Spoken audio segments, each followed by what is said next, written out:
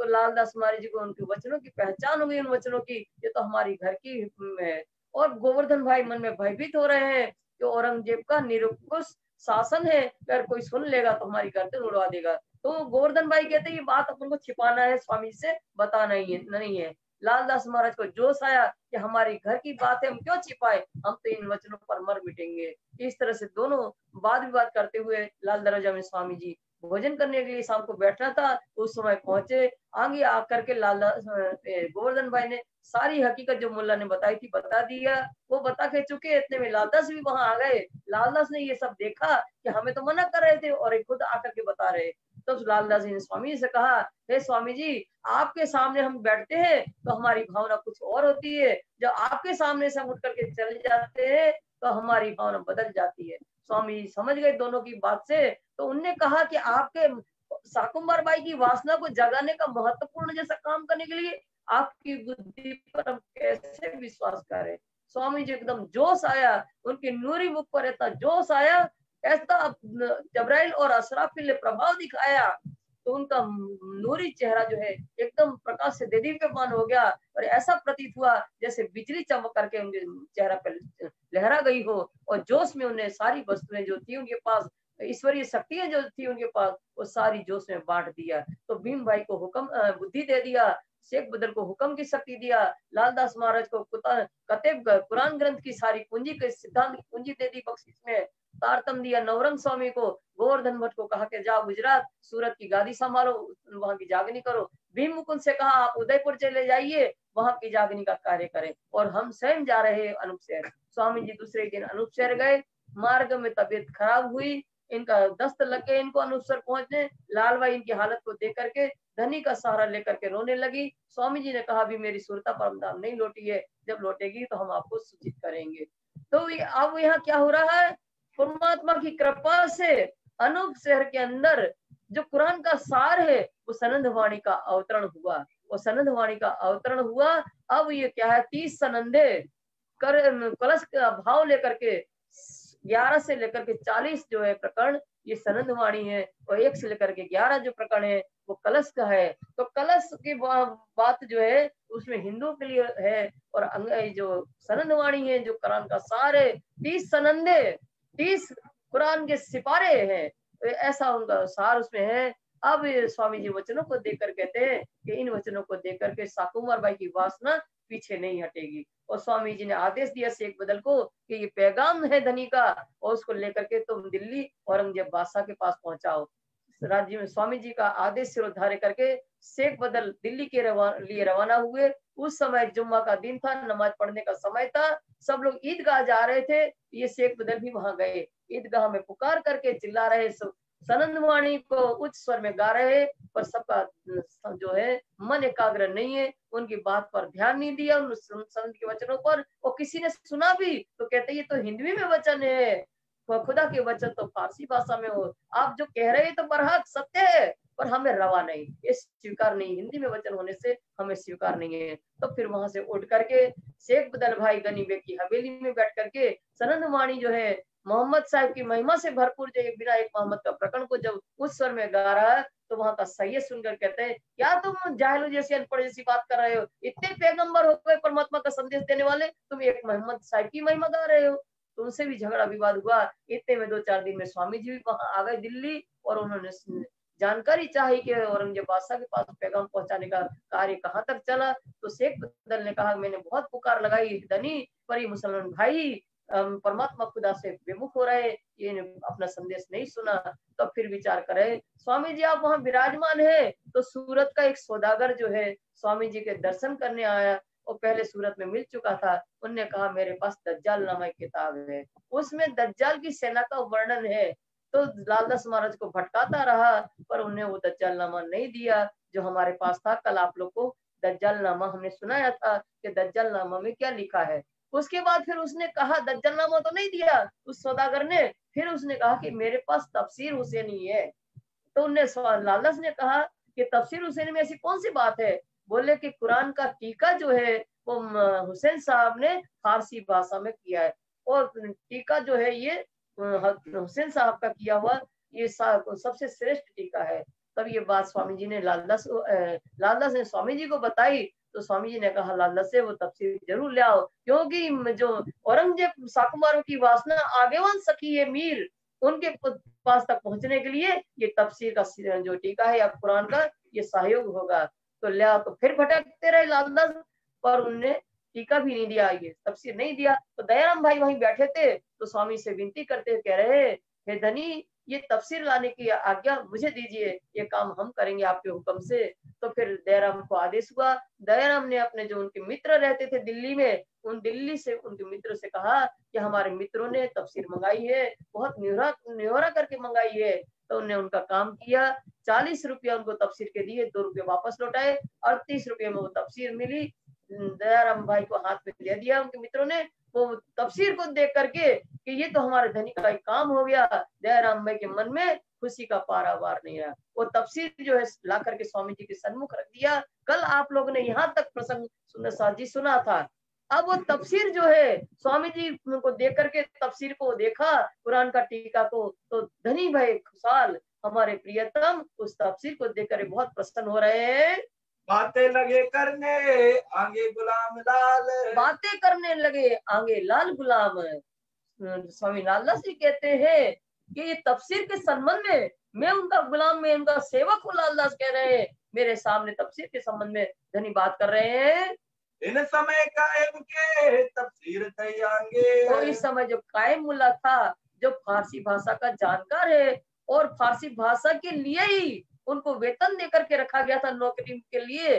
तो कायम मुल्ला जो है उसके हाथ में ये तफसीर देते हुए स्वामी जी ने कहा, देख इनके मायने हमको सुनाओ देख इनके मायने हमको सुनाओ ये। स्वामी जी उस तफसीर को देते हुए कायम मुल्ला से कहते हैं, हे कायम, इसके महत्वपूर्ण जो प्रसंग है कुरान के तफसीर के अंदर, उन महत्वपूर्ण प्रसंग को दे करके उनके रहस्य को स्पष्ट करते हुए हमें समझाइए।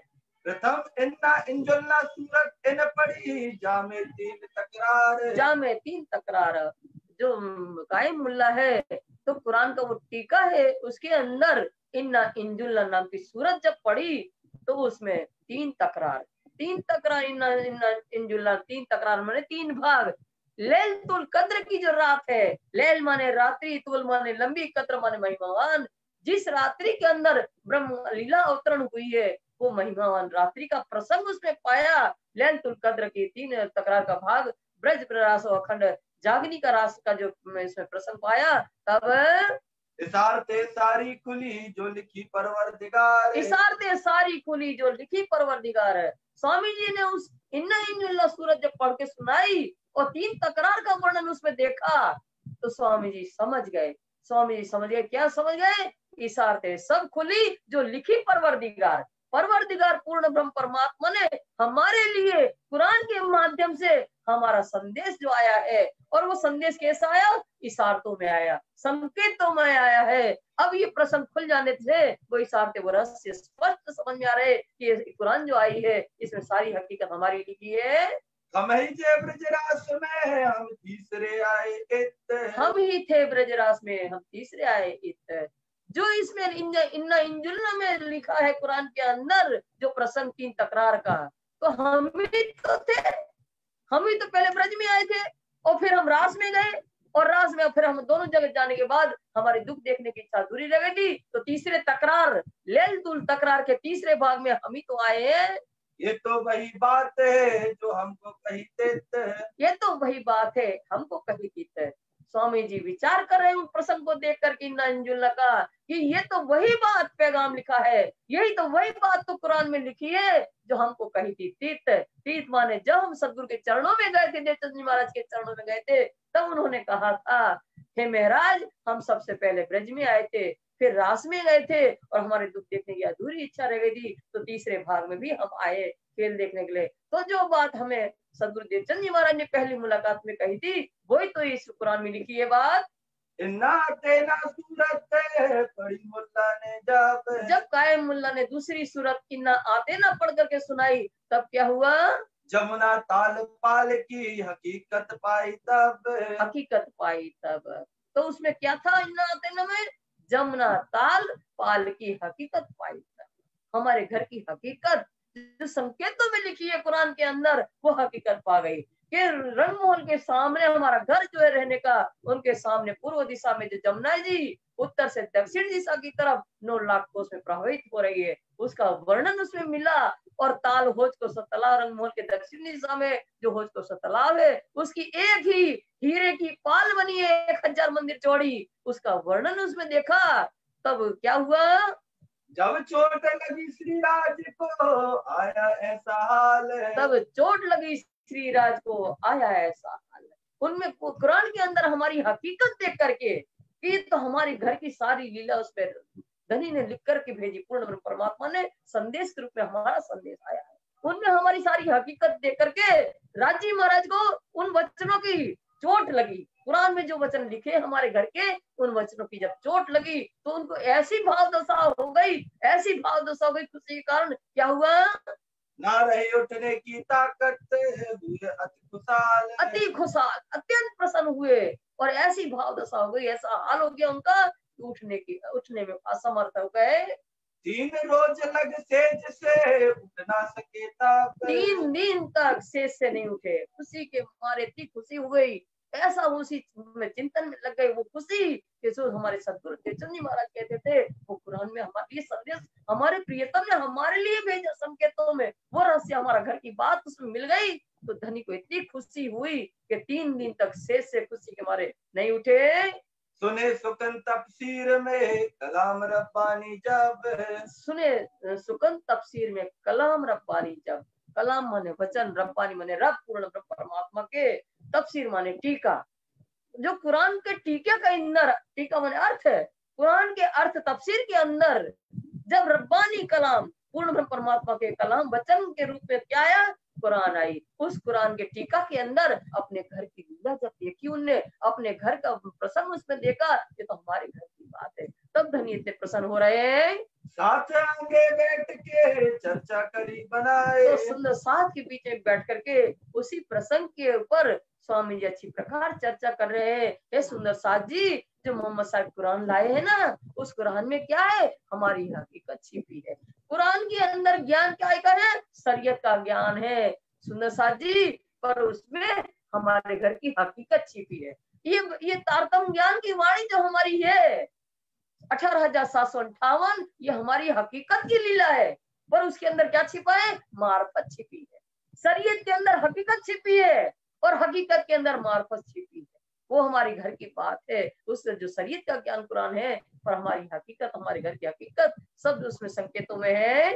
हुई खुशाली साथ में लई साखे मिलाए, हुई खुशहाली साथ में लई साखे मिलाए।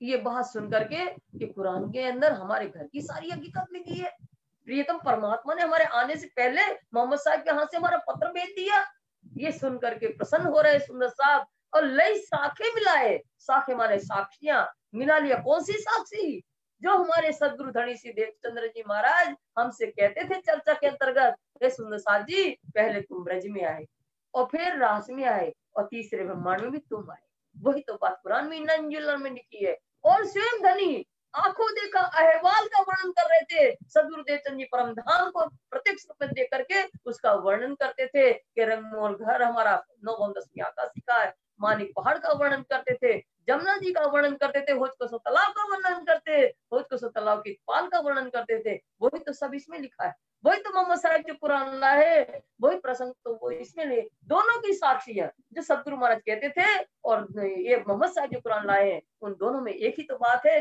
जो हमारे धनी ने कही है।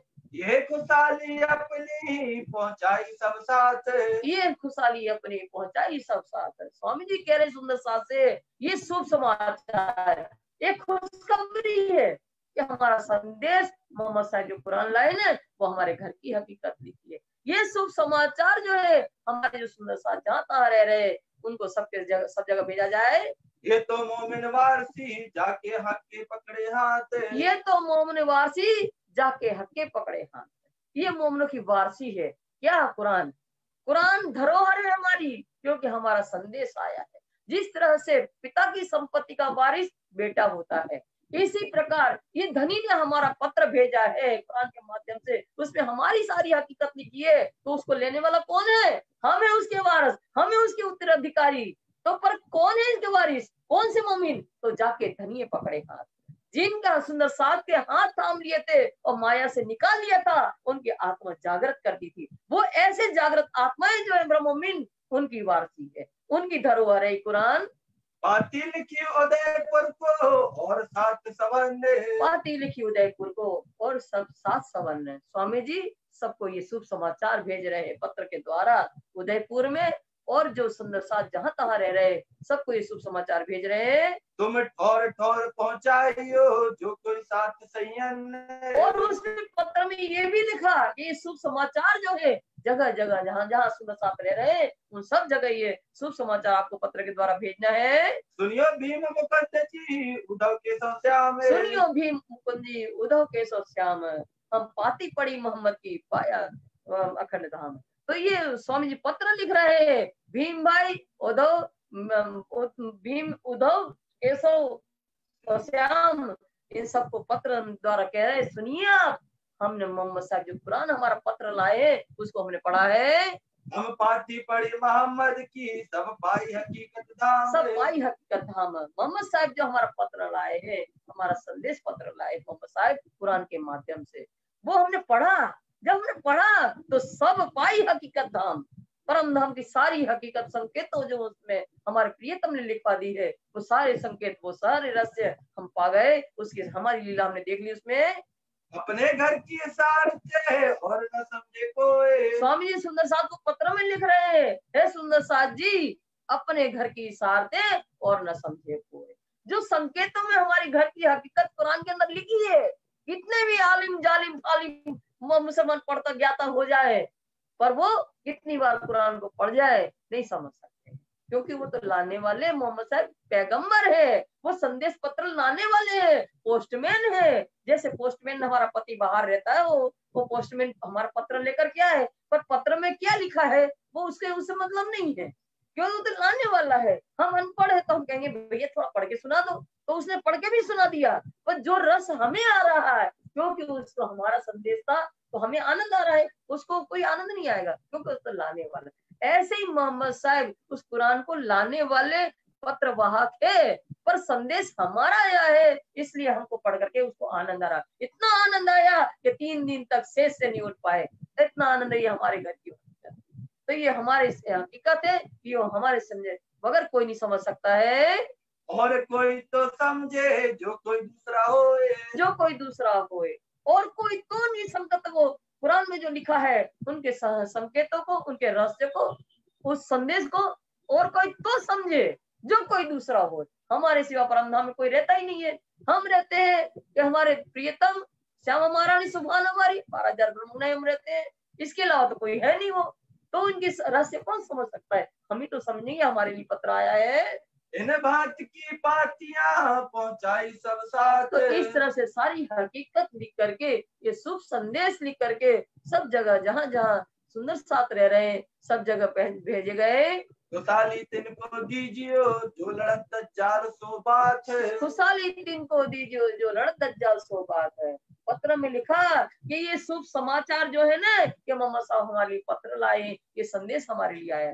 ये शुभ समाचार किनको देना है? जो लड़त दज्जाल सो बात है, जो दज्जाल जो धर्म विरोधी लोग से उनके साथ हमारे ब्रह्मोमिन संघर्ष कर रहे हैं सत्य धर्म की स्थापना के लिए, ऐसे मोमिनों को ही शुभ समाचार पहुंचाना है।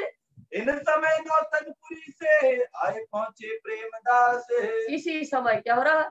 कुरान की ये तफसीर की चर्चा चल रही है, स्वामी जी आनंदित हो रहे हैं, सुंदर साथ आनंदित हो रहे हैं कुरान का सार सुन करके। इसी बीच में नौतनपुरी से बिहारी जी महाराज के भेजे हुए प्रेम जी, संग जी और नाग जी, ये 3 सुंदर साथ आ गए। नाग जी संग जी शामिल आए प्रमोदने की आस, नाग जी और संग जी प्रेम जी भाई के साथ सम्मिलित होकर के ये तीनों आए प्रमोदने की आस। प्रमोदना माने उपदेश देना। किसका उपदेश? जो बिहारी जी महाराज के सिद्धांत है ना, उनका उपदेश देने के लिए आ गए तीनों। ये आए दिल्ली में सराय हवेली रोहल्ला खान, सराय हवेली रोहल्ला खान है। सराय हवेली रोहल्ला खान की सराय में, उस हवेली में स्वामी जी विराजमान है। सुंदर साथ जी वहाँ विराजमान है, कुरान की चर्चा हो रही है। उस समय ये तीनों आए हैं वहाँ। एक दावा ले बैठे ईसे का, इनका तिन पर था ईमान। एक दावा ले बैठे ईसे का, इनका तीन पर था ईमान। एक दावा ले बैठे ईसा। ईसा स्वरूप कौन है? ईसा स्वरूप सतगुरु देवचंद्र जी महाराज। ये उनके दावेदार कौन है? बिहारी जी महाराज। उनकी गादी के दावेदार कौन है? उनके पुत्र बिहारी जी महाराज। इनका था इन पर तीन पर ईमान। कौन? ये तीन आए थे ना, प्रेम जी नागरी समझी। उनका ईमान, उनका विश्वास किसके ऊपर था? बिहारी जी महाराज धाम का धनी मान करके उनके प्रति ही इनको विश्वास श्रद्धा थी। हे गिरोह यहूदन में इनो था मसनंद का काम। हे गिरो यहूदन में इनो था मसनंद का काम। तीन जो आए थे ये वैसे थे यहूदी के गिरोह में से। यहूदी माने हिंदू, हिंदू के गिरोह में से थे ये लोग। जिस प्रकार हिंदू लोग जो है मोहम्मद साहब या उनकी कुरान की बातों पर विश्वास नहीं करते हैं, उनके प्रति ईर्षा भाव रखते हैं, ये तो मुसलमान का धर्म है। उसी प्रकार ये तीनों जो स्वामी श्री प्राणनाथ जी सत्य धर्म पर समर्पित है, उनके ऊपर इनका ईमान नहीं है। इनका ईमान कहाँ है? था मसनद का काम। मसनद माने जो गादी है उसके ऊपर जो बिहारी जी महाराज विराजमान है, इनका ईमान उनकी तरफ है। अकस रखते दीन से जो बरहक इस्लाम है। जो बरहक इस्लाम है, अकस रखते दीन में। अकस माने आक्रोश, दीन माने धर्म में, जो बरहक माने सत्य, इस्लाम माने सत्य निजानंद धर्म पर समर्पित स्वामी श्री प्राणनाथ जी हैं, उनके प्रति अकस रखते थे, बैर भाव रखते थे। और इनका ईमान किनके ऊपर था? यहूदियों की भांति, हिंदुओं की भांति, जो कुरान के ऊपर विश्वास करने वाले नहीं है, जो कुरान को नहीं मानते हैं, मुसलमान को नहीं मानते हैं। इसी प्रकार ये भी स्वामी जी को नहीं मानते, उनके सिद्धांतों को नहीं मानते हैं, और ये कहा बिहारी महाराज के ऊपर विश्वास रखते हैं और इनके प्रति आक्रोश रखते हैं। रसूल साहब की बात को कबू न सुने कान। रसूल साहब की बात को कबू न सुने कान। कौन? ये तीनों आए थे, संगीना जी, प्रेम जी। ये रसूल साहब मोहम्मद साहब जो कुरान लाए थे, उन कुरान के ज्ञान को कभी सुनना नहीं चाहते वो लोग। खुदा एक मोहम्मद बरहक तापर न ल्यावे ईमान। तापर न ल्यावे ईमान। खुदा एक है और मोहम्मद साहब जो कुरान का ज्ञान लाए वो बरहक माने सत्य है, उस पर इनको विश्वास नहीं है, उनके ऊपर ईमान नहीं लाते ये लोग। ये आए मजलिस मोमिनों की, यहाँ बिना मोहम्मद और ना बात। यहाँ बिना मोहम्मद और न बात। ये आए मजलिस मोमिनों की। जब ये तीनों आए रोहिल्ला खान की सराय में, स्वामी जी आप कुरान पर चर्चा कर रहे हैं और सुंदर साहब भर के बैठा है। मजलिस मतलब सभा भर रुपए भर के बैठे हैं सुंदर साहब। और उस समय क्या हो रहा है? यहाँ बिना मोहम्मद और न कोई बात। स्वामी जी मोहम्मद साहब जो कुरान लाए हैं वो कुरान पर चर्चा हो रही है और सुंदर साहब आनंद से सुन रहे हैं। जब ये तीनों आए तब ये देखा इन लोगों ने। ये देखता जब है बड़ी चर्चा हुई खुदा की जात। ये देखता जब वो है बड़ी चर्चा हुई खुदा की जात। खुदा की जात कौन है? मोमिन बैठे खुदा की जात, उनके बीच में मोहम्मद साहब की चर्चा हो रही है, कुरान को लेकर के चर्चा हो रही है। ये देखकर तुम बहुत आश्चर्य होगा। जब रूबरू गए श्री राज सो तब बातें करी मैंने जोश। जब राज्य वहां से रूबरू हुए, कौन? तीनों जब रूबरू होकर के स्वामी जी से मिले तो जोश में बातें करने लगे तीनों। अरे क्या ये कुरान की बात करते हो? ये तो मुसलमान का धर्म। अब हमारे सदगुरु देवचंद जी ने कैसा वेद कथे को ज्ञान, वेदों के ज्ञान देकर के चर्चा करते रहे। बिहारी जी महाराज हमारे धाम के धनी है, वो भी तो वेदों पर आधारित चर्चा करते, और आप क्या ये कुरान पर चर्चा करते हो? ये तो इस्लाम धर्म की बात बता रहे हो आप। इस तरह से जोश में स्वामी से बात कर रहे हैं। आप आड़े कछु न देख ही इलम था फरामोश। आप आड़े कछु न देखी इलम था फरामोश। कौन? वो तीनों आए थे। आप आड़े, तीनों जो आप आड़े मैंने बिहारी जी महाराज के सिद्धांत के सामने और कुछ समझते ही नहीं थे। इलम था फरामोश। इलम माने ज्ञान की वास्तविकता की पहचान की नहीं कि कुरान में तो हमारी हकीकत लिखी है, ये तो हमारा पत्र आया है, ये तो उन्हें पहचान कुछ थी नहीं। जब चर्चा करी हजूर ने देवचंद जी की पहचान। जब चर्चा करी हजूर में देवचंद्र जी की पहचान, उन तीनों को बैठा स्वामी जी ने पास में। सुनो हमारी बात।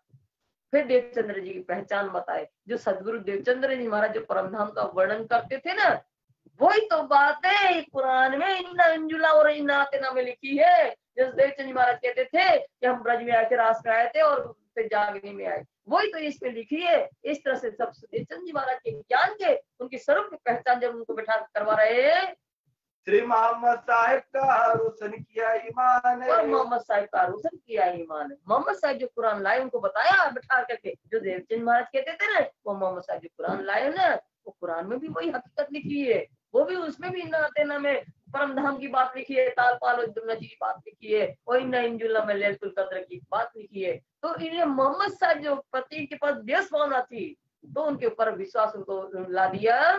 जो बात कही मोहम्मद ने सुल्लाह कलाम है। जो बात कही मोहम्मद ने सुल्लाह कलाम, जो मोहम्मद साहब कुरान में कह रहे हैं, हमारा संदेश लाए मोहम्मद साहब कुरान के माध्यम से, जो जिसमें उसमें हम ब्रजरास जागने की बात है, लैलतुल कद्र की बात है, और परम धाम की जो बात है आतेना वगैरह में, वही तो सदगुरुदेव सिंह महाराज हम कहते थे कि हम ब्रज में आए थे, रास में आए थे, जागने में आए, और फिर वही तो परम धाम का वर्णन करके हम बता रहे थे।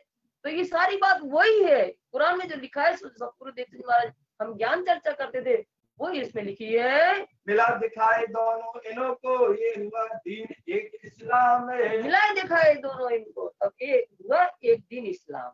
दोनों को एक करके जो सदगुरु देवचंद्र जी महाराज वेदों के द्वारा विद्या निष्कलंक का वाना है, वो सदगुरु महाराज बता रहे थे। और कत्तेब ग्रंथ के द्वारा कुरान के अंदर जो लिखा है आखिरुल जमा इमाम मेहदी की बात कुरान के अंदर लिखी है, वो सारी साक्ष्यों को मिला करके स्वामी जी ने एक करके बताया।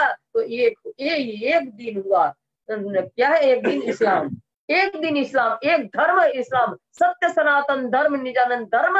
यही है कि जब दोनों को मिला करके एक परमात्मा की पहचान करवा जाए, एक धर्म की स्थापना की जाए, वही सत्य धर्म है, वही निजानंद धर्म है। क्योंकि स्वामी श्री प्राणनाथ जी ने एक तरफा ज्ञान नहीं दिया कि एक तरफा ज्ञान दे करके, वेदों का ज्ञान दे करके वो हिंदू देवी देवताओं की महत्वता बता दे। तो फिर क्या रब्बे आलमीन कैसे हो सकता है? क्या मुस्लिम कत्ते मानने वालों का परमात्मा अलग है खुदा अल्लाह, और क्या हिंदू को पक्ष को मानने वाले उनकी परमात्मा अलग है? व्यक्ति विशेष का परमात्मा हो ही नहीं सकता है। मोहम्मदी प्राणनाथ ने दोनों को एक करके, वेद और कत्ते को एक करके, एक धर्म एक परमात्मा जो रब्बे आलमीन है उनकी पहचान करवाई। वही तो सत्य सनातन धर्म निजानंद धर्म है। जब ईसा मोहम्मद मिल गए कलमा और तारतम्य, जब मोहम्मद ईसा मिल गए कलमा और तारतम्य, जब ईसा स्वरूप सदगुरु देवचंद्र जी का ज्ञान, वेद का ज्ञान और मोहम्मद साहिब का कतेब का ज्ञान स्वामी श्री प्राणनाथ जी में एकाकार हो गया, तो फिर क्या हुआ? कलमा और तारतम्य में भेद नहीं रहा। जो कलमा कह रहा है 16 अक्षर का मंत्र ला इलाहा इल्लल्लाह मोहम्मद रसूलुल्लाह, अक्षर अक्षर अक्षरातीत की पहचान करवा रहा है, वही तो तारतम्य नाम से कृष्ण जी अनादि अक्षरातीत, अक्षर अक्षर अक्षरातीत पहचान, इनमें दोनों में फिर भेद नहीं रह गया। भागा दिल का कुफर है जाग देखी आतम, भागा दिल का कुफर है जाग देखी आतम। किसका कुफर भागा? वो तीनों आए थे जो कुरान के प्रति विश्वास नहीं ला रहे थे, कुरान के प्रति ईसा और स्वामी जी के प्रति भी देश भावना थी उनके अंदर। तो इनकी आत्मा जब जागृत हुई इस तरह से ज्ञान चर्चा करके, तब इनके मन में जो कुफर भावना थी, द्वेष भावना थी मोहम्मद साहिब कुरान के प्रति और स्वामी जी के प्रति, वो सब दूर हो गई। सिराज ने बड़ा देखिया जो से, जब स्वामी जी इस तरह से एक परमात्मा की पहचान करवा रहे तो उन लोगों ने देखा कि स्वामी जी के अंदर कितना आवेश है, आवेश में भर करके स्वामी जी चर्चा कर रहे हैं। तब दीन यहूदन का सब हुआ फरामोश है, तब दीन यहूदन का सब हुआ फरामोश है। जो हिंदू जैसे भावना रखने वाले कि मुसलमान का धर्म मानते थे कुरान को, और मोहम्मद साहिब पर विश्वास नहीं करने वाले यहूदी की भांति ये जो तीन आए थे, उनका जो मन में भावना दुर्भावना थी वो फरामोश हो गई, वो भावना दुर्भावना मिट गई। तब अपनी जुबान सो बातें कहीं ईमान है, जब उनके अंदर से दुर्भावना हट गई तो अपने मुख से स्वयं कहने लगे, हे स्वामी जी हमें आपके प्रति पूर्ण विश्वास आ गया है। हम श्री देवचंद जी को इत दे भाई हमको पहचान, हमें आपके स्वरूप की पहचान हुए स्वामी जी। आपके हृदय में ही सदगुरु धनी श्री देवचंद जी विराजमान है। खुदा एक मोहम्मद पर हक है हमको रही न सकते। तो फिर वो तीनों अपने मुख से कहने लगे कि खुदा एक है, और मोहम्मद साहब जो ज्ञान लाए हैं कुरान का वो बरहक माने सत्य है, इसमें हमें कोई संदेह नहीं रह गया। सुनाई सनंदे कलश की ये तो है माफक, सुनाई सनंदे कलश की ये तो है माफक। जब स्वामी जी ने कलश का भाव लेकर के संदवाणी उन लोगों को सुनाई तीनों को, तब उन्होंने कहा ये तो है माफक माने यार अनुकूल है, सबके लिए अनुकूल है। क्यों सबके लिए अनुकूल है? क्योंकि हिंदुओं को समझाने के लिए कलश के अंदर 24 अवतारों का वर्णन है।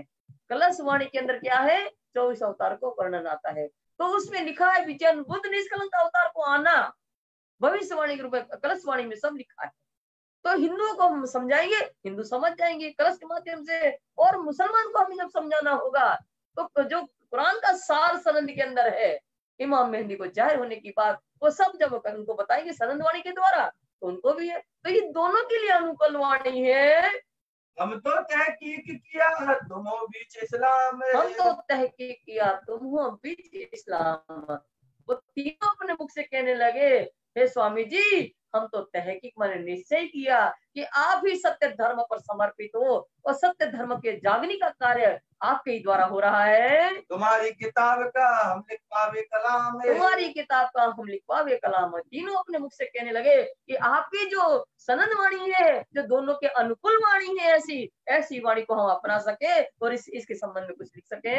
हम भी सब साथ को लिखेंगे सुकन्ने। अब हम भी सब साथ, तीनों को अपने मुख से स्वामी से कह रहे हैं कि हमारे पक्ष के जो सुंदर साथ है बिहारी जी को मानने वाले, उनको सबको हम पत्र लिखेंगे।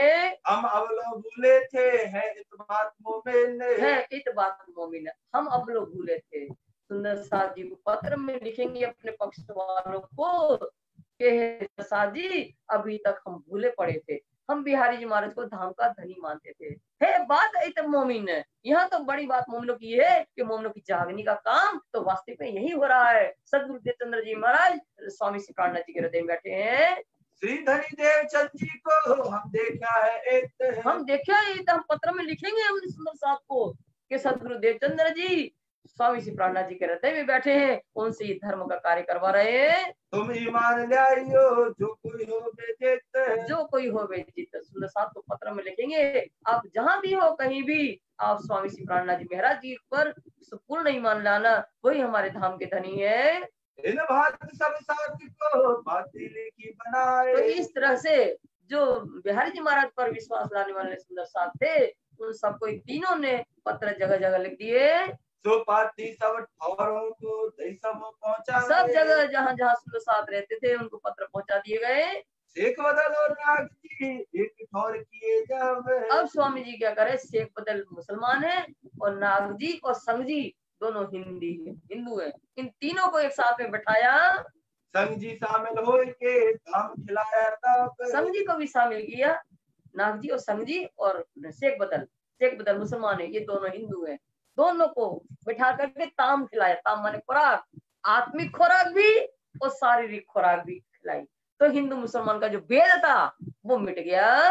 ऊपर सारा दिल का भाग गई सब शक, ऊपर सारा दिल का भाग गई सब शक। दोनों मिलकर हिंदू मुसलमान को बैठा करके जब खवाया ना उनको, तो उनके अंदर कुफर था, हिंदू मुसलमान को लेकर के भेदभाव था, वो सारी संदेह अपने आप। एक तो आत्मिक खुराक भी दिया, आत्मिक खुराक के द्वारा ये सब रहस्य खोल दिए कि कुरान में हमारा ही संदेश है, तो उससे भी उनके मन में दुर्भावना थी वो मिट गई, और साथ में खिलाने से जारी खुराक, तो आज जो हिंदू मुसलमान का भेद मिट गया। एक दिन होए मिले ल्याए ईमान ऊपर हक, ल्याए ईमान ऊपर हक। स्वामी जी के ऊपर पूर्ण विश्वास था कि यही धाम के धनी है, और एक दिन एक धर्म होकर के कौन एक आत्म संबंध से मिले, शेख बदल भाई और ये दोनों नाग जी और संग जी एक भाव होकर के, ये तो हमारे परम धाम की अंगना है। इस तरह से आत्म संबंध होकर के मिले। इन बात 22 दिन रहे सोबत में, तो इस तरह से वो नाग जी, संग जी और प्रेम जी 22 दिन तक स्वामी जी के सत्संग में बैठ करके सत्संग किया उनने। प्रेमदास ने देखिया बात इन किस्से से प्रेमदास जो है ना, इन किस्से से देखा उनने कि ये जो संग जी और प्रेम जी है ना, ये अंदर से कुछ है और ऊपर से कुछ है। ये समझ गए कि हमारे सामने कुछ और बातें करते हैं और स्वामी जी के सामने कुछ और बात करते हैं ये लोग। प्रेमदास ने हम तो बातें करते और, तब ये प्रेमदास ने नागी संग जी से कहा कि हमारे सामने तो आप कहते हो कि हमें तो सदगुरु देवचंद जी महाराज पर विश्वास है, उनके सिवाय कुछ और कोई है ही नहीं है। रूबरू में देखिया ईमान ले आए इस छोर, ईमान ले आए इस छोर। और रूबरू माने प्रत्यक्ष रूप में हम देख रहे हैं। कौन कह रहा है? प्रेम जी भाई कह रहे हैं दोनों से कि प्रत्यक्ष रूप में हम देख रहे हैं कि तुम अपना विश्वास इन ठोर माने स्वामी जी पर लाए हो।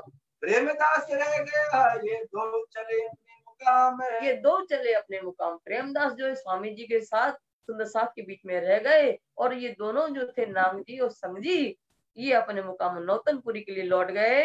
जिन बात को आए थे सो कर चले काम। जिन बात सो आए थे सो कर चले काम। आए तो थे बिहारी जी महाराज के सिद्धांतों का उपदेश देने के लिए, पर वो उपदेश तो उनका काम नहीं आया।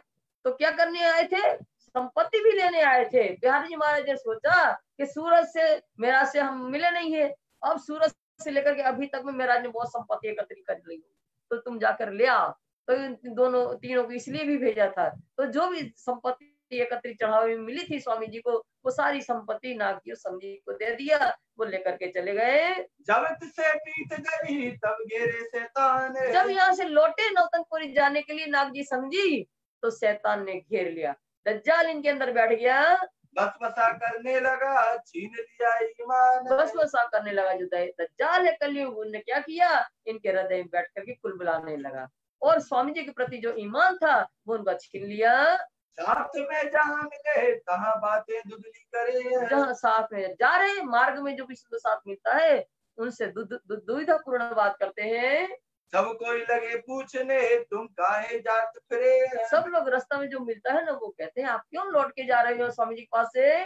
दिन से कछु बातें करे, कछु लगाए के शक। तो उससे कुछ संदेह, स्वामी जी के प्रति संदेह उत्पन्न करते हुए कुछ की कुछ बात बता रहे हैं। श्रीदेव चंद जी बिना और ना कोई हक, और न कोई हक। तो सुंदर सास से कह रहे हैं दोनों कि हम तो भाई देखो, भले मेहरा ठाकुर कुछ भी धर्म का प्रचार प्रसार करते हो, पर सदगुरु देवचंद्र जी के बगैर और कोई हक नहीं है।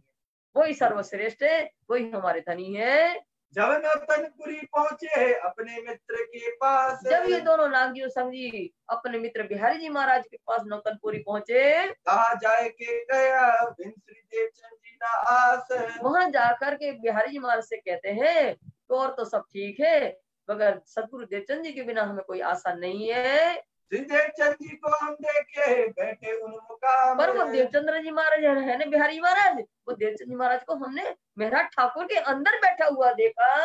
एक दीनकरण का सौंपया उनको काम। और सदगुरु देवचंद्र जी महाराज ने सारे संसार में एक धर्म की स्थापना करने का जो कार्य है, और सुंदर साथ की जागने का जो कार्य है, ये मेरा ठाकुर को भी उनने सौंपा है। इतनी बात सुन के उठ भागा मेहतर। इतनी बात सुन के उठ भागा मेहतर। मेहतर माने आगेवान, मुखिया। इनका सबका मुखिया कौन है? बिहारी जी महाराज धाम के धनी। इतनी बात सुनी नाग जी और संग जी के मुख से कि हमने तो सदगुरु देवचंद जी महाराज को मेरा ठाकुर के हृदय में बैठा देखा, और जागने का कार्य तो वही कर रहे हैं, और सदगुरु देवचंद जी इन्हीं को काम सौंपा है। इतना सुन करके वो भागा। बिहारी जी महाराज नाराज होकर के भागने लगे। रहो ना पास तुम्हारे झगड़ा हुआ यूं करे। रहो ना पास तुम्हारे, अब हम आपके पास नहीं रहेंगे। बिहारी जी महाराज कहते हैं जाओ तुम लोग मेराज के पास, उनके अंदर है ना देवचंद जी महाराज, यहाँ क्या रखा है, उनके पास जाओ। इस तरह से दोनों के बीच में झगड़ा हो गया। ये सब मेरे पीछे दौड़े, फिराए क्यों ये ना फिरे जे। फिराए क्यों ना फिरे जे। ये पीछे में आगे आगे बिहारी जी महाराज धाम के नहीं भाग रहे नाराज होकर के, और इनको मनाने के लिए पीछे पीछे ये दोनों भाग रहे हैं, पर वो वापस लौटते नहीं रहे किसी भी प्रकार। कदमों लाग करे आज जी बात भूल के कहिया मेरे। फिर उन दोनों ने चरण पकड़ लिए धाम के धनी बिहारी जी महाराज के, और कह दिया कि हमसे भूल के हमने ऐसा कह दिया था, ऐसी बात नहीं, आप ही के अंदर धाम के धनी विराजमान है। वे क्यों ये कर माने नहीं, जाए बैठे एक ठोर। और उनके समझाने पर भी बिहारी जी महाराज नहीं मान रहे, और एक स्थान में जाकर के एकांत में अब बैठ गए, वहां जाकर के नाराज होकर के। समझाए समझे नहीं बात न सुने, और वो सब किसी भी प्रकार कोई किसी के भी समझाने में समझ नहीं रहे बिहारी जी महाराज, और किसी की बातों भी सुनना नहीं चाहते हैं। 3 दिन तहारे बात कहूं न सुने कान। 3 दिन तक वहाँ बिहारी जी महाराज एकांत में बैठे रहे, और किसी की बात सुनना नहीं चाहते हैं। बड़ा दुख भया साथ में सुन के बात ईमान। सुन के बात ईमान, बड़ा दुख हुआ साथ में। सुंदर साथ के अंदर सुंदर साथ दुखी हो रहे हैं कि हमारे धाम के धनी हमारे बिहारी जी महाराज के ऊपर हमने अविश्वास किया, हमारे अविश्वास करने पर हमारे धाम के धनी हमारे कारण दुखी हो रहे हैं। तो उनके दुख को देख करके सुंदर साथ दुखी हो रहे हैं। ये सब ज्यों त्यों करके लाए अपने घर। तो अब क्या हुआ, जैसे तैसे समझा बुझा करके सुंदर साथ धाम के धनी बिहारी जी महाराज को अपने घर ले आए वापस। बातें जो इस्लाम की यूं उठी दिल ऊपर। बातें जो इस्लाम की है, उठी दिलों पर। कौन? इस्लाम सत्य धर्म पर समर्पित जो स्वामी श्री प्राणनाथ जी है, उनके प्रति जो ईमान आ गया था, वो ईमान जहाँ का था तब गया। फिर ठोर ठोर पाती लिखी अपने फिरे की है। अपने फिरे किया ठोर ठोर। पहले उनके पक्ष के जो लोग सुंदर साहब को पत्र लिखा था ना कि धाम के धनी महाराज ठाकुर है, इन पर ईमान लाना अभी तक हम भूले थे। अब अपने विचारों में परिवर्तन आया कि उनके ऊपर ईमान नहीं लाना है, मेरा ठाकुर के ऊपर, हमारे धाम धनी तो बिहारी जी महाराज जी है। तो अपने विचारों में परिवर्तन की पत्र जगह जगह लिख रहे हैं। मत कोई लाइयो ईमान तरफ श्री जी साहब जी के ऊपर ईमान नहीं लाना है, हमारा ईमान बिहारी जी महाराज के ऊपर है, वही ठीक है। ये किस्सा इसका कहा जो आया बीच दरमियान। ये किस्सा इसका कहा जो आया बीच दरमियान है। स्वामी लालदास जी कहते हैं ये प्रसंग बीच दरमियान आ गया, क्योंकि हम तो काम कर रहे थे, कुरान को देख रहे थे, तफसीर देख रहे थे, अपने घर की लीला पढ़ रहे थे, और औरंगजेब पासों को कैसे पैगाम पहुंचाना है वो हमारा कार्य चल रहा था। ये बीच में ये घटना घटित हुई, उसका प्रसंग का भी वर्णन आप लोग ने सुन लिया। अब कहो ये बीतक जो लड़ाई सुल्तान है। अब कहूँ बीतक, बीतक मैंने व्रतान। अब वो व्रतान स्वामी लालदास जी कहते हैं, बता रहे हैं कि औरंगजेब बादशाह से किस प्रकार धर्म संघर्ष होना है, उन तक कैसे पैगाम पहुंचाया जाए, वो प्रसंग को आप सुनेंगे। श्री मोहम्मद कहे सुनो साथ जी जो तुम में बीतक। जो तुम में बीतक। श्री मोहम्मद ईश्वर स्वामी लालदास जी कहते हैं सुंदर साथ जी, जो तुम में बीतक, अभी तक जो है सुंदर साथ जी आपके साथ में जो घटना घटित हो रही है, वो लिखी लो महफूज में तुम्हारे ताले हक। तुम्हारे ताले हक है, तुम्हारे भाग्य में जो लिखा है उसके अनुसार ये घटना घटित हो रही है। वो पर परमात्मा ने पहले ही से ही भविष्यवाणी के रूप में भविष्य पटल जो है लोह महफूज उससे पहले से लिखा हुआ है, उसी के अनुसार ये कार्य हो रहा है। रोहिला खान की सराय में बैठ गया बेचारे। अब रोहिला खान की सराय में बैठे हैं विराजमान धनी, और वहां बैठ करके विचार कर रहे हैं सुंदर साथ के बीच में बैठ करके कि औरंगजेब बादशाह को पैगाम पहुंचाने का काम कैसे करना है। हमको अब क्या करना हुक्म परवरदिगार। परमात्मा की आज्ञा से औरंगजेब बादशाह को पैगाम पहुंचाने के लिए सुंदर साथ जी अब हमें क्या करना है। घरों रजवी खान के फिरे दिन 10-20 दिन तक घरों रिजवी, रिजवी खान कौन है? दीवान है, औरंगजेब बादशाह का दीवान है रिजवी खान। उनको परमात्मा का संदेश देने के लिए मोमिन जो है 10-20 दिन तक उनके घर भटकते रहे। चर्चा बात रसूल की उम्मीद नहीं जगदीश। चर्चा बात रसूल की उम्मीद नहीं जगदीश। अब मोमिन सुंदर साथ रिजवी खान के यहाँ चर्चा करते हैं ना, तो चर्चा किसकी करते हैं? चर्चा बात रसूल की। रसूल मोहम्मद जो कुरान लाए हैं उन कुरान की ही चर्चा हो रही है। उम्मीद ना बात जगदीश है। जगदीश क्या है? बहुदेव पूजक हिंदू धर्म के जो देवी देवता है, हिंदू धर्म की कोई चर्चा नहीं हो रही है, सिर्फ कुरान पर चर्चा कर रहे हैं। शेख निजाम के घरों फिरत रहे मास एक महीना। शेख निजाम कौन है? औरंगजेब बादशाह के उस्ताद है, दरबार का उस्ताद है शेख निजाम। उनके घर में भी स्वामी जी का परमात्मा का संदेश देने के लिए मोमिन सुंदर साथ 1 महीना तक भटकते रहे। बाता को उतारने कह दिखाई अनेक। फर्ज को उतारने, अपना जो दायित्व था उसको पूर्ण करने के लिए, परमात्मा का संदेश देने के लिए वह भटकते रहे। इन बात के वास्ते कछु बात सुने इस्लाम। कछु बात सुने इस्लाम। इन लोगों के घर जाने का उद्देश्य यही था कि इस्लाम माने सत्य धर्म की वास्तविकता को, इस्लाम की वास्तविकता को ये लोग सुन ले और परमात्मा का संदेश सुन ले, इसलिए भटकते रहे।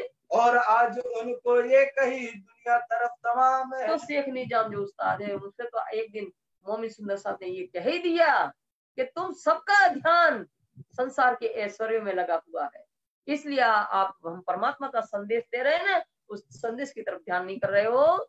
शेख वाजिद एक फकीर है सुना ये निगाह रखे इत। सुना ये निगाह रखे इत। शेख वजीर एक, शेख निजाम एक वजीर, शेख वाजिद एक फकीर वहां रहता है दिल्ली के अंदर। मोमिनों ने सुना कि ये परमात्मा की तरफ ध्यान लगाने वाला फकीर है, सच्चा फकीर है, ऐसा उन लोगों ने सुना। तो उसके यहाँ भी 10 बार भटके, 10 वेर उनके गए, बात सुने क़यामत का संदेश देने के लिए कि अध्यात्म जागृति का समय आ गया है, आत्मा को जागृत करने का समय आ गया है। तो 10 बार ये संदेश देने के लिए गए। करी सोबत सागर मल्ल सो घरों गए 10 वेर, और सागर मल से भी सत्संग किया, उनके घर परमात्मा का संदेश देने के लिए 10 बार गए। चर्चा सुनाई बीतक, पर हुआ ना आगे जेर, पर हुआ ना आगे जेर। चर्चा सुनाई बीतक, बीतक माने वृतांत। कौन सा? ब्रह्मंगनाओं संसार में अवतरण होने का जो वर्णन है, सागर मल को सुनाया कि हम परम धाम से खेल देखने आए हैं और खेल देख करके हम वापस जाने वाले हैं। ये सारी हकीकत सुनाई। चर्चा सुनकर भी हुआ ना आगे जेर, मतलब फिर भी मोमनों के अधीन नहीं हो पाया वो। पर इनकी सोबत से गए वक्तावर के घर, और सागर मल की सोबत से, उनके पहचान से वक्तावर के घर गए। कहा जाए चर्चा करी सुनावने के खातर, तो वहां जाकर के भी ज्ञान चर्चा किया परमात्मा को संदेश सुनाने के लिए। यो और कई जगह फिर घर घर कहने को, और ऐसे अनेकों जगह दिल्ली के अंदर घर घर परमात्मा का संदेश देने के लिए भटकते रहे। पर ईमान बोए बिना क्या करे 300, पर ईमान बोए बिना क्या करे 300। जिनके अंदर परमात्मा के प्रति विश्वास की गंध नहीं है, तो क्या कर सकते हैं? चर्चा सुना करके भी कुछ नहीं हो रहा है, उनकी आत्मा जागृत नहीं हो रही है।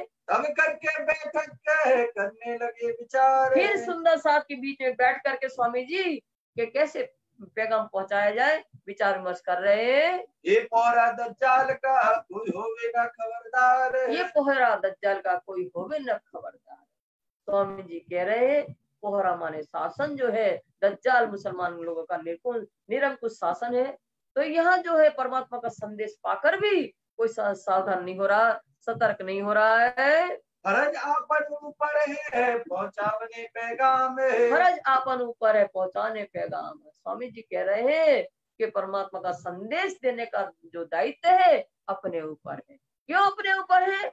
क्योंकि हमने मूल मिलावा में बैठ करके वादा किया था कि मैं जागू तो तुम मुझे दीजिए पल में जगाए, और तुम जागे तो तुम मुझे दीजिए। तो हम जागृत आत्माएं हैं, तो जो सोई हुई आत्मा को जगाने का काम हमारा है, ये दायित्व है। इसलिए हमें परमात्मा का संदेश देना है। जो कोई मान लिया वही तो दाखिल हो इस्लाम, जो भी हमारे संदेश पर सुन करके, हम इस परमात्मा के संदेश को सुन करके जो परमात्मा के पर विश्वास लाएगा वही तो निजानंद धर्म में समर्पित होगा।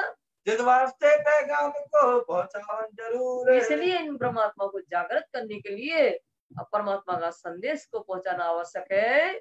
नलुआ लिख पहुंचाइए तब ये सुने मजकूर, नलुआ लिख पहुंचाइए तब ये सुने मजकूर। स्वामी जी सुंदर सास से कहते हैं कि ऐसा करें, अपने जितना भी हकीकत है वो पत्र में लिखें, और पत्र में लिख करके उसको मोड़ करके और फिर बांस की पोगली में डालें, तो उसको कहते हैं नलुआ। ये लिख करके नलुआ जो है उनके अधिकारी के पास भेजे, तब ये हमारी बात को सुन पाएंगे। रोहिल्ला खान के रहे मास 4, रोहिल्ला खान की सराय में स्वामी जी 4 महीना तक वहाँ रहे। चांदनी चौक में आए के करने लगे विचार, और रोहिल्ला खान की सराय से उठ करके चांदनी चौक में आए, और चांदनी चौक में आकर के स्वामी जी फिर से औरंगजेब बादशाह को पैगाम पहुंचाने के लिए विचार कर रहे हैं। कहाँ से आए के रहे हवेली दुलीचंद के, और चांदनी चौक से उठ करके स्वामी जी दुलीचंद की हवेली में आ गए।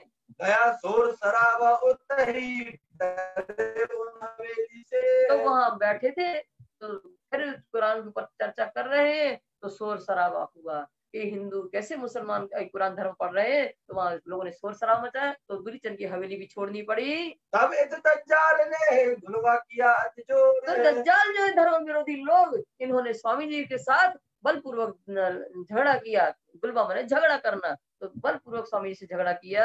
गाँव रहने ना दे वही बहुत करने लगा शोर, गाँव रहने न दे बहुत करने लगा शोर। स्वामी जी कह रहे हैं सुंदर साथ से, ये दज्जाल धर्म विरोधी लोग है ना, कहीं भी अपन को शांति से चैन से नहीं बैठने देंगे, ये शोर मचाएंगे जहाँ जाएंगे तहाँ। बैठे जाए एक ठोर है करने लगा प्रयाण, तो अब स्वामी जी एक ठोर एकांत में बैठ करके सुंदर साथ की जी के बीच में बैठ करके प्रयाण माने मंत्रणा कर रहे हैं। क्या मंत्रणा कर रहे हैं?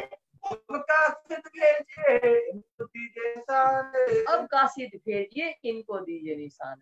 स्वामी जी सुंदर साथ से कह रहे हैं कि ऐसा करें कि अपन एक पत्र में क़यामत के 7 निशान जो है उसमें लिखें, क्योंकि कुरान में लिखा है कि बड़े बड़े क़यामत के 7 निशान है, ये जाहिर हो जाएंगे तब वो लोग समझेंगे। उसमें लिखा है कि तब हम जानेंगे कि इमाम मेहदी जाहिर हो गए। तो ये 7 निशान जो है क़यामत के, वो एक पत्र में लिखे और इमाम मेहदी को जाहिर होने की हकीकत उसमें सब लिख दे। फिर उसको क्या करें, नलुआ बना करके कासिद माने पत्र वहां के द्वारा वो पत्र जो है वो सब जगह भेजे जाए। बैठे एकांत एक ठोरे, 5 किए समारे। 5 किए तुम्हारे, एकांत में बैठ करके स्वामी एकांत में एक जगह बैठे और 5 तमार 5 पत्र लिखे और 5 पत्र लिख करके उसको पुंगी बना करके और बांस की नलुए में रखे। नलुए 5 बनाए के हाजिर किए तैयार। तो बांस की पोल में वो रख करके लिफाफा कवर नहीं चलते थे, नलुआ उसमें बांस की पोल में रखा। इस तरह से 5 नलुआ बना करके तैयार करके हाजिर कर दिए। हकीकत क़यामत की और पहचान इमाम। तो उस पत्र में क्या लिखा, स्वामी लालदास जी कहते हैं कि हकीकत क़यामत की और इमाम की पहचान है। तो क़यामत के समय होने वाले 7 निशानों की हकीकत लिखी और इमाम मेहदी स्वरूप की पहचान, ये 7 निशान जाहिर हो गए हैं, इमाम मेहदी जाहिर हो गए, ये सारी पहचान स्वामी सिप्रान इमाम मेहदी की लिख दी गई। उसमें हजरत ईसा आया हकीकत दीन इस्लाम। हकीकत दीन इस्लाम, उसमें 7 क़यामत के निशान लिखते हुए कहते हैं, पहला निशान लिखा कि हजरत ईसा आया। हजरत ईसा कौन है, ईसा रूहल्लाह श्यामा जी के अवतार सदगुरुदेव चंद जी महाराज इल्म लुदन्नी लेकर के आए। हकीकत दीन इस्लाम, इस्लाम धर्म की वास्तविकता को लेकर के आ गए हैं और आएंगे। उसमें लिखा है कि ईसा रूहल्लाह आएंगे तो 2 तनों में बैठ करके 2 जामा धारण करेंगे, वो सारी हकीकत उसमें लिख दिया। असराफील जबराइल उतरे अर्श से। और ये भी क़यामत के निशान है कि असराफील आएगा, जबराइल आएगा, ये भी क़यामत के ही निशान है। तो असराफील जागृत बुद्धि का फिरस्ता, जबराइल उस परमात्मा के आवेश का फिरस्ता, ये दोनों अरस परम धाम से अवतरित होकर के मोमनों की रक्षा के लिए आ गए हैं। और लड़ाई दज्जाल की सब लिखी उनमें, सब लिखी उनमें। और ये भी दज्जाल का भी निशान है कि दज्जाल क्या करेगा, मोमनों के साथ संघर्ष करेगा। दज्जाल क्या है, दज्जाल सत्य धर्म के लिए स्थापना करने के लिए इमाम और ईसा से दोनों से दज्जाल लड़ेगा। तो ये दज्जाल का निशान भी उसमें लिखा वास्ते दीन इस्लाम धर्म की पहचान के लिए लिख दिया गया। आजूज माजूज जाहिर है उगा सूर मगरब पे। उगा सूर मगरब पर, ये भी निशान है आजूज और माजूज। आजूज दिन है, माजूज रात है, ये मनुष्य के काल स्वरूप है। ये आजूज और माजूज दिन और रात क्या करते हैं, मनुष्य की आयु को चाटते हैं। ये काल चक्र जो दोनों ये भी जाहिर हो गए हैं आजूज माजूज के रूप में। और उगा मगरब सूरज है। सुंदर साथ जी, हम 7 क़यामत के निशानों का विस्तार से वर्णन कर चुके हैं पहले। तो ये आज उगा मगरब सूरज, मगरब माने पश्चिम दिशा से जब सूर्य उदय होगा, जब क़यामत होगी, उसमें लिखा है कुरान में। तो मगरब से माने पश्चिम दिशा से अज्ञानता का सूर्य जो शोर शराब उससे ढका हुआ था, उसमें प्रकाश नहीं है, बिना प्रकाश का जो सूर्य है उदय हो चुका है। पश्चिम से सूर्य उदय हो गया, उसकी रोशनी को तुम नहीं देख सके, इसलिए तुम्हारे लिए अंधकारमय है। उसका ज्ञान हिंदुस्तान में आ गया है। दावा हुई जाएगा ये सब लिखी सवाब है। और ये भी निशान है दाप्तुल अर्ज, जानवर ऐसा होगा, ये मनुष्य ही पशु वृत्ति का मनुष्य दाप्तुल के समान है, वो भी जाहिर हो गया। दावा उसी जाहिर हो रहा है, ये सब लिखे सबब है। ये जानकारी आपको परमात्मा का संदेश देने के लिए, ये इमाम मेहदी की पहचान करवाने के लिए ये 7 तो क़यामत के निशान लिखे जा रहे हैं। रसूले करी सरत राह सरातल मुस्तकीम, परमात्मा को प्राप्त करने का मार्ग कैसा है, सच्चा सीधा मार्ग, किसी को कहते हैं राह सरातल मुस्तकीम। और रसूले करी सरत, रसूल मोहम्मद साहब ने वादा किया था कि इमाम मेहदी आएंगे तो उनके साथ हम भी आएंगे, तो वो भी आ गए हैं। जो सवे आए मिले फरदा रोज क़यामत, तो उन्होंने कहा था क़यामत के समय हम आएंगे, तो फरदा रोज अर्थात कल के दिन क़यामत होने वाली, दिन के दिन फरदा रोज का क़यामत के दिन क्या होता है, कल के दिन होने वाली क़यामत। तो उस समय इमाम मेहदी स्वामी प्राणनाथ जी के अंदर मोहम्मद साहब रसूल भी आ गए हैं। इन बात की हकीकत ये होए एक दिन इस्लाम, ये होए एक दिन इस्लाम। इस तरह की सारी हकीकत उन पत्रों नलुआ पत्र में लिख दिया, जिससे क्या होगा, सारे संसार में एक परमात्मा की पहचान, एक दिन एक धर्म हो जाएगा। वो सत्य सनातन धर्म कौन है? निजानंद धर्म है। वो सारे संसार में जाहिर हो जाएगा। इनसे टीका पर गिरे रखे रब्बानी कलाम, रखे रब्बानी कलाम। उस पत्र में क्या लिखा है? रब्बानी कलाम, रब पूर्ण परमात्मा के कलाम वचन कुरान जो है, उनके वचनों के आधार से तो एक प्रश्न बनाए हैं। और इन वचनों से जो अविश्वास करेगा, अस्वीकार करेगा, वही तो बेशक काफिर है। कुरान हदीसों की साहिती देखे लिखे बनाए। और ये पत्र कैसा लिखा है? कुरान और हदीसों की साक्षी देकर। कुरान आवेश की वाणी है, हदीस होश की वाणी है। कुरान और हदीसों की साक्षी देकर के ये पत्र तैयार किया गया है। वास्ते फर्ज उतारने ये पहुंचाओ जाए, ये पहुंचाओ जाए। स्वामी जी सुंदर सात मम्मी को आदेश दे रहे हैं कि ये पैगाम सब जगह पहुंचा करके अपना कर्तव्य को पूरा करो। कांजी को कासिद करे नलुए दिए हाथ, और कांजी भाई को पत्रवाहक बनाया, और पत्रवाहक बनाने का कार्य सौंप करके, और ये नलुए जो 5 थे, 5 अधिकारी के, उनको दे दिए गए। केतक और शामिल किए रहियो इनके साथ, और कोई सुंदर साथ को, केतक सुंदर साथ को कांजी भाई के सहयोग के लिए उनके साथ शामिल किए। एक नलुआ शेख इस्लाम और दूजा रजवी खान, एक शेख इस्लाम औरंगजेब बादशाह के यहाँ का काजी है, और दूसरा रिजवी खान वहाँ का दीवान है, उनके नाम से दिया। तीसरा शेख निजाम पर ये किनको हो पहचान, और तीसरा शेख निजाम वहाँ का उस्ताद है औरंगजेब बादशाह के दरबार का। स्वामी जी कहते हैं कि देखिए इनमें से किनको इमाम मेहंदी स्वरूप की पहचान हो पा रही है। चौथा आकिल खान को, पांचवा सिद्दीक औलाद, और चौथा जो है पत्र आकिल खान कौन है? औरंगजेब बादशाह का मौलवी है। और 5वां सिद्दीक औलाद कौन है? औरंगजेब बादशाह के दरबार का कोतवाल है। इन 5 जगह 5 अधिकारियों के ऊपर ये 5 नलुए भेजे जा रहे हैं। खबर करो तुम इनको लिखी तुम्हारी बुनियाद। स्वामी जी कांजी भाई से कह रहे हैं इनको नलुआ के माध्यम से ये पैगाम दो कि इस नलुआ के अंदर तुम्हारी बुनियाद लिखी है, तुम्हारे कुरान के ही मूल सिद्धांत इसके अंदर लिखे हुए हैं। काजी ने नलुआ लिया, पूछी फकीरी की बात, पूछी फकीर की बात। काजी कौन है? शेख इस्लाम काजी ने नलुआ लिया कांजी भाई के हाथ से, और फकीर की जानकारी चाहिए कि फकीर कौन है, कहाँ बैठे हैं, कहाँ फकीर रहते हैं, कौन तुम्हारी जात, और फकीर वो कहाँ रहते हैं जिन्हें भेजा है, और उनका फकीर का जाति धर्म क्या है। हम कासिद पे ठार तू करे खिदमत अपने अरत, करे खिदमत अपने अरत है। तो कांजी भाई कहते हैं हम तो कासिद है, पत्रवाहक है, पेटार तू है, पेट का पालन करने के लिए करते हैं, वो हम तो उसकी खिदमत बने सेवा करते हैं, जो हमें मजदूरी देता है उनकी हम सेवा करते हैं। हम मेहनत तिनकी करे गांठ से छोड़ के देवे ग्रंथ, हम उनकी मजदूरी करते हैं, जो गांठ से, कमर से, काट से खोल करके हम पैसा दे, उनकी हम मजदूरी करते हैं। पहाड़ से भेजा फकीर ने तुम्हें पहुंचावने पैगाम, और वो फकीर जो है ना पैगाम दे करके, वो तो पहाड़ पे बैठे, उनने आपके पास ही पैगाम भेजा है। गया और भी गाँव पर कि मुझ पर ही निष्ठा में, तो फिर उन्होंने कहा शेख इस्लाम ने कि भाई आप ये मेरे लिए सिर्फ पत्र लाए हो कि और भी किसी के लिए लाए वैसे पत्र? कहीं 4 नलुए और हैं जिनके लिए नाम है। तब शेख इस्लाम से कह रहे हैं कि एक तो हमने आपको दिया, इसी तरह के 4 नलुए 4 अधिकारी के पास और है, उनके नाम बताए कि एक तो रिजवी खान का है, दूसरा शेख निजाम का है, और तीसरा आकिल खान का है, और चौथा सिद्दीक औलाद का है। एक आपको शेख इस्लाम जी आपको दिया है। जिनके डेरे जा तो पहुंचावने पैगाम, अब उन चारों के निवास स्थान पर हम ये पैगाम देने के लिए जा रहे हैं। तब काजी रजा दही लेके जाओ तुम, तब काजी शेख इस्लाम ने जाने की अनुमति दी कि जाइए जाइए वहाँ चारों की आप पहुंचा के आइए। जिनका जवाब ले आओ कैसा हो तो हुक्म है, कैसा हो तो काम, पहले उन चारों के पास लेकर के उनका उत्तर ले आओ, फिर खुदा का आदेश होगा वैसा हम भी जवाब देंगे।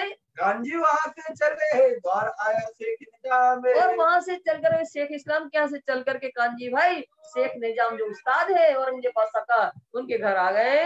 नलुआ पहुंचाया अंदर हम आए लेकर काम, अंदर नलुआ भेजते हुए शेख निजाम के यहाँ कांजी भाई, और कहने लगे हम परमात्मा का संदेश लाए हैं, हे शेख निजाम जी ये हमारा इस पत्र का उत्तर दे करके हमारा कार्य पूरा करिए। शेख निजाम बुलाए के पूछी हकीकत। तो शेख निजाम ने अंदर बुलाया कांजी भाई को और नलुए की सारी हकीकत पूछी। तुमको किसने भेजा लिख के दौर क़यामत। हे भाई कासिद, आपको ये क़यामत का संदेश देकर के किसने भेजा है हमारे पास? तब जवाब दिया कांजी, हमको भेजा फकीर। तो कांजी भाई ने कहा कि फकीर ने हमें भेजा है। सैयद मोहम्मद इब्न इस्लाम बैठा गौसे एक तीर। बैठा गोसे एक तीर। फकीर अपने आप का नाम बताते हैं सैयद मोहम्मद इब्न इस्लाम। सैयद माने हजरत मोहम्मद, इब्न माने वारिस। वो अपने आप को हजरत मोहम्मद और धर्म का वारिस, इस्लाम का वारिस समझते हैं, एकमात्र अधिकारी समझते हैं। और बैठा गोसे तीर, गोसे माने एकांत में, तीर माने पास में। वो फकीर जो है एकांत में एक स्थान में बैठे हैं। और भी काहू के कागज के लिखे हमें पर। तो फिर उन्हें शेख निजाम ने पूछा कि इस तरह से पत्र हमारे लिए लाए हो कि और भी किसी के लिए लाए हो? तब जवाब दिया कांजे है पांचों ऊपर। तो उन्हें जवाब दिया कि 5 अधिकारी के लिए हम ऐसे पत्र लाए हैं। नाम कह दिखाए तिनके एक दिया काजी इस्लाम। तो उनके नाम सुना रहे कि शेख इस्लाम के हम दिया है शेख निजाम जी, और दूसरा शेख निजाम आपको दिया है, और 3 और हमारे पास है। आकिल खान को देने जाना है, रिजवी खान को देने जाना है, और सीधी फुलाद को देने जाना है।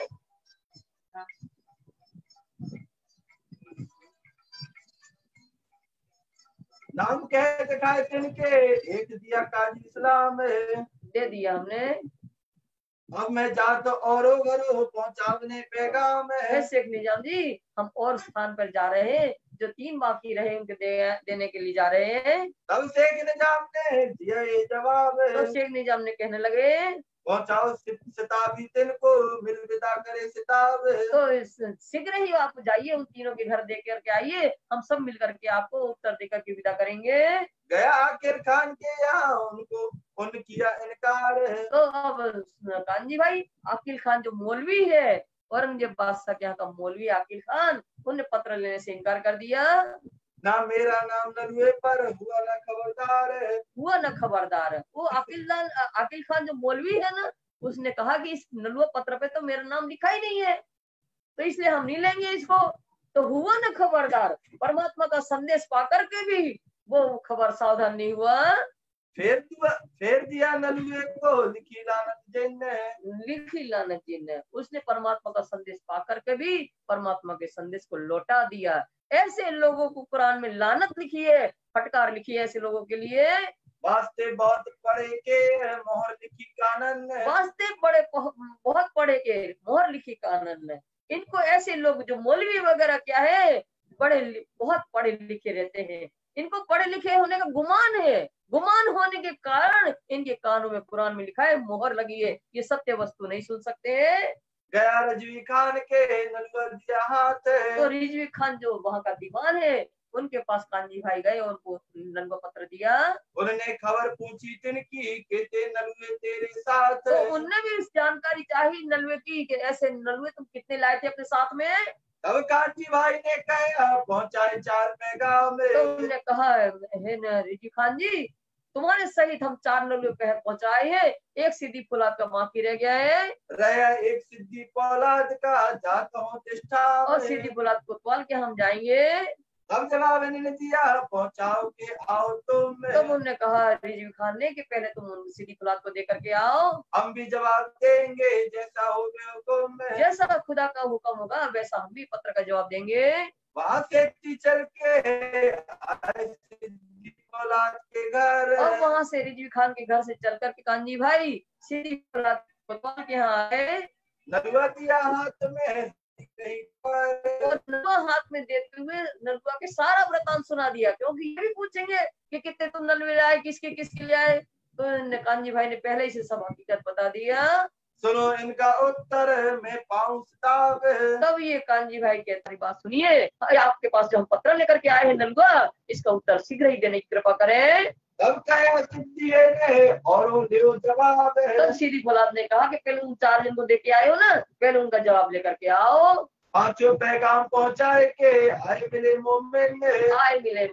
5 अधिकारियों के पास कांजी भाई पैगाम दे करके नलुआ पत्र पहुंचा करके सुंदर साहब के पास आ गए।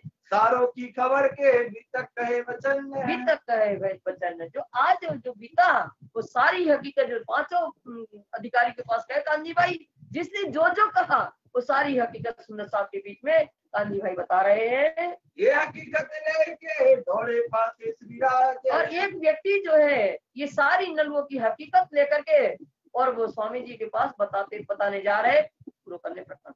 कई सारी बीतक जो गुजरी है आज, वो सारी हकीकत नलवों पहुंचाने में जो व्यतीत हुआ उनके साथ कांजी भाई के पास, वो सारी हकीकत स्वामी जी को बता रहे हैं। फिर सवारे पैर में है कांजी फिरा सवन। और दूसरे दिन प्रातः फिर सबके पास उत्तर पाने के लिए कांजी भाई सभी अधिकारी के घर जा रहे हैं। एक डारे दूसरे पर जवाब न दिया किन्ने, एक डारे दूसरे पर जवाब देने को कोई पहले ही नहीं कर रहा, सब एक दूसरे पर डाल रहे हैं कि इनसे लेकर क्या फिर उनसे लेकर क्या, ऐसा कर रहे हैं।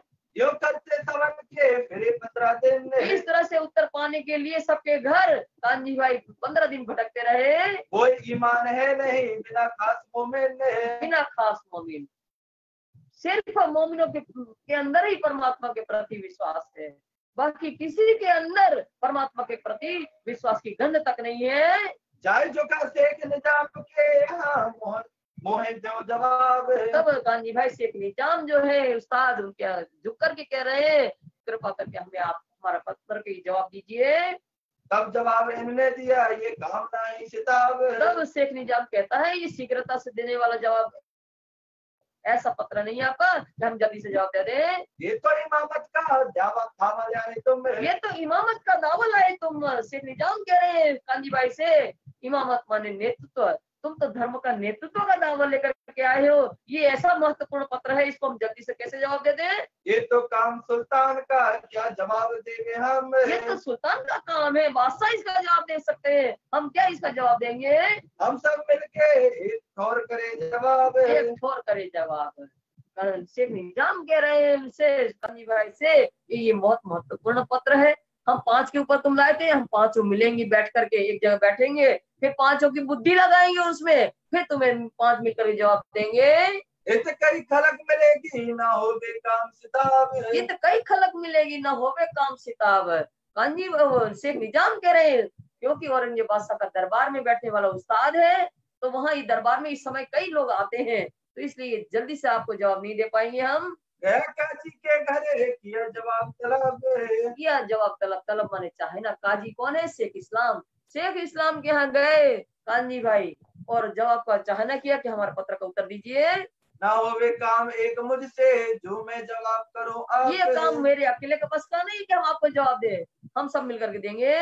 बात बड़ी लाए तुम है ये मुकदमा क्यामत, आप बहुत महत्वपूर्ण संदेश लेकर के आए, क्यामत का दावा लेकर के आए हो, क्यामत का संदेश लेकर के आए हो, ये काम ऐसा नहीं है। मैं तो पढ़ते पढ़ते क्यामत के सातों निशान पढ़ पढ़ करके थक गया। मैं पढ़त कागज भया डारा कागज से, हम पढ़ पढ़ करके थक गए, तब हमने एक तरफ वो डाल दिया कागज आपका। हम 5 इकट्ठे मिलके देवेंगे उत्तर, हम 5 जब एक साथ बैठेंगे तब इसका सोच समझ करके जवाब देंगे आपको। तब तुम फकीरों को जाए के जो फिर आप फकीर के पास जाना और उनको उत्तर दे देना। सिद्धि पौलाद के घरों जाए के पहुंचे थे, और कांजी भाई सिद्धि पौलाद कोतवाल है, उनके पास गए उत्तर देने के लिए। तलब करी जवाब की मुझे फकीरी ना देवे मेहनत, मुझे फकीर न देवे मेहनत, तलब मैंने चाहे न किया कि हमने आपको जो पत्र दिया था पैगाम उसका उत्तर अवश्य दीजिए। फिर सीधी बोला जी वो फकीर जो है मुझे परिश्रम नहीं देंगे, मैं गरीब आदमी हूँ, मुझे आप जवाब जरूर दे। सिद्धि ने जवाब दिया ये काजी मुल्ला का काम है। सीधी बोला ने कहा मैं तो कोतवाल हूँ और ये धर्म की बात काजी मुल्ला की बात है, कुरान की बात तो काजी मुल्ला जानते हैं, हम तो डंडा चलाना जानते हैं, गुंडों को मार करके सीधा करते हैं, ये काम हमारा है। ये जो इस्लाम धर्म की बात के बारे में तो काजी मुल्ला ही जानते हैं।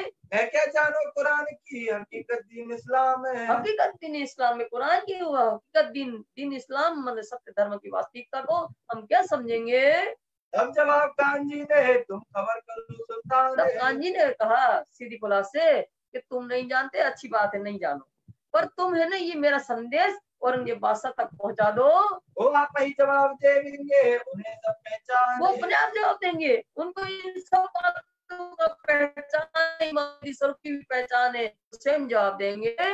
गया हमारा बुता नहीं बात ना निकसे मुख। गया हमारा बुता नहीं बात न नेक से मुख। हमारे अंदर की सामर्थ्यता नहीं है, कोतवाल कह रहा है कि हम औरंगजेब बादशाह के सामने इस तरह की बात कर सके। हमारे मुख से तो एक शब्द भी नहीं निकल सकता उनके सामने। भूल चूक वचन कहे तो बड़े पावे दुख। अगर हम कहीं कहने का साहस भी करें और भूल चूक से हमारे मुख से कोई ऐसा शब्द निकल जाए तो हमें बहुत दुख सहन करना पड़ेगा। से फेर के गया रजवी खान। और वहां से सीधी फौलाद को घर से लौट करके रिजवी खान के यहाँ गए। कहा जाए जवान को पुकारा देव दीवान। तो दीवान को पुकारते हुए कहा कानजी भाई ने, हे दीवान साहब, रिजवी जी हमारे पत्र का उत्तर जल्दी दीजिए। मैं तुम पर आया शादी के वचन। शादी माने खुशी के वचन। तो कांजी भाई कहते हैं दीवान साहब, हम आपके ऊपर शुभ समाचार लाए, खुशी के वचन लाए कि इमाम मेहंदी जाहिर हो गए हैं, क़यामत का समाचार लेकर के आए हैं। तुम सुना अपने दिल में करो खुशहाली मन। तो इस तरह से इमाम मेहंदी के अवतरण की बात और क़यामत की बात सुन करके आपको तो आनंदित होना चाहिए अपने मन में। तब जवाब इन्हें दिया क्या शादी करें हम। तब रिजवी खान कहता है कि क्या शादी करें हम, क्या हम खुशी मनाए, हमें तो चाहिए आज ही क्या मत ले आया चाहिए मारे तुम। आज ही तो क्या मत का संदेश लेकर के आए, हमें तो जी चाहता है कि तुम मार डाले। अजू हमारे दिल में रहे दुनिया की उम्मीद। अभी तो हमारे मन में मायावी संसार के सुख भोगने की बहुत चाहना है। जोरू लड़के घर की छूट जात सब कैद। सब छूट जात कैद। तुम्हारा संदेश हम मान लेना, स्वीकार कर ले कि क़यामत का संदेश स्वीकार कर ले, तो जोरू पत्नी बच्चे हमारे परिवार का सारे बंधन हमारे छूट जाएंगे।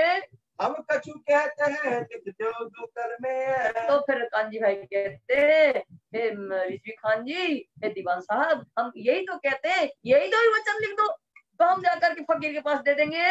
तो हम जाए फकीर पे रुजू हो तुमसे। तो रुजू हो तुमसे, रुजू माने मुक्त होना, यही आप लिख दो, तो हम फकीर को उत्तर दे देंगे और उनसे अपना मेहनता प्राप्त करके और उनसे मुक्त पा जाएंगे।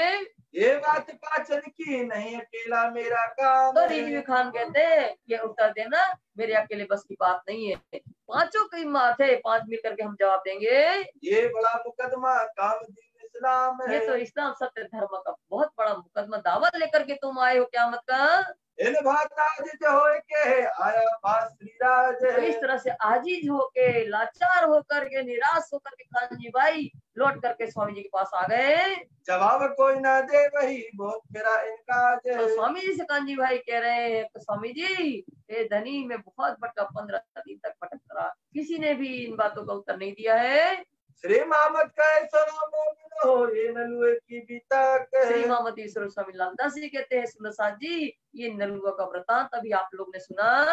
अब कहो आगे परयान की कहो सो हकीकत। अब कहो आगे परयान की, अब जो मंत्रणा होना है बाग में बैठ करके, वो मंत्रणा स्वामी जी सुंदर के बीच में करेंगे, उसकी हकीकत स्वामी लालदास जी कहे कल कही जाएगी। कहो सो हकीकत, कहो सो हकीकत। श्री मामती कहे सुनो मोमिनो। श्री मामती कहे सुनो मोमिनो। ये नलुओं की बीता कहे, ये नलुओं की बीता कहे। अब कहो आगे परयान की। अब कहो आगे परयान की। कहो सो हकीकत, कहो सो हकीकत। कहो सो हकीकत। कहो सो हकीकत। लो श्री प्राणनाथ प्यारे की जय, श्री धाम के